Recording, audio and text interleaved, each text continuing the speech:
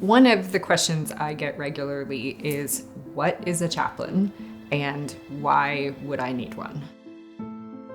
Chaplain is an old term, actually meaning of the chapel, and Christian by origin, but most chaplains actually work in secular settings these days. It requires a master's degree in some form of spiritual care, but that doesn't mean it's specifically religious. And in most cases, chaplains show up and meet people where they are versus where the chaplain might actually locate themselves. So chaplains are trained. They're trained in grief. They're trained in trauma.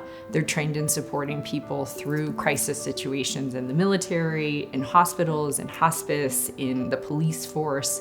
And their job is just to show up and show solidarity for people going through hard times. Chaplains are not traditionally seen in business settings. Even though we don't see chaplains regularly in those settings, what I find is that people have the same existential questions about crisis, whether it's in their personal lives or, again, in their professional lives. Why me? Why this? Why now?